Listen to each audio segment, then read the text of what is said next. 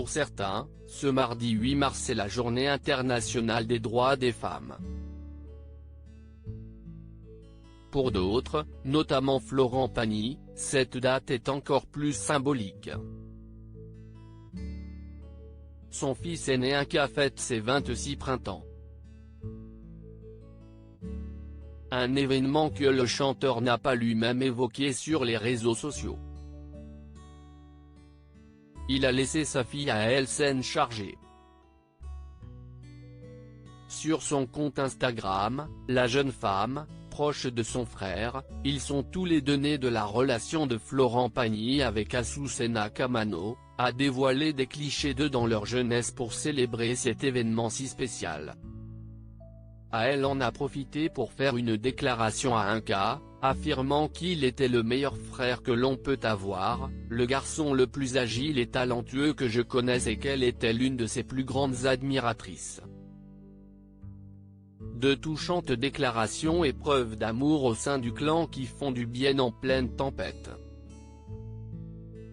Le 25 janvier dernier, Le Monde s'est arrêté de tourner pour les fans de Florent Pagny.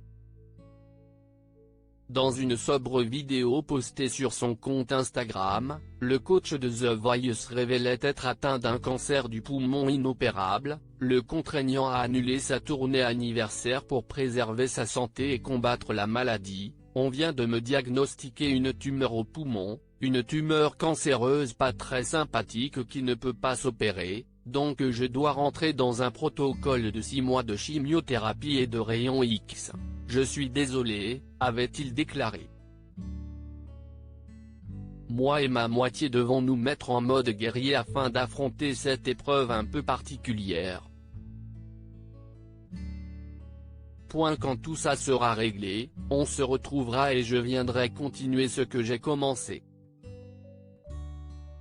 Florent Pagny est en couple avec Azucena Kamano depuis 1993.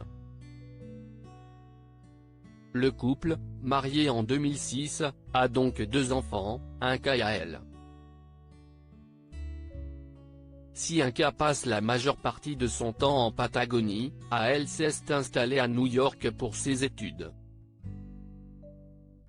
Florent Pagny et sa femme feront front main dans la main face à la maladie, comme ils l'ont toujours fait depuis le début de leur histoire d'amour. Le chanteur a toutefois décidé de faire une entorse au repos qu'il avait décidé de s'octroyer en plein traitement. Il montera exceptionnellement sur scène ce mardi 8 mars pour la soirée unie pour l'Ukraine prévue sur France 2 et présentée par Leïla Kadour et Nagui à la Maison de la Radio à Paris. Courageux jusqu'au bout.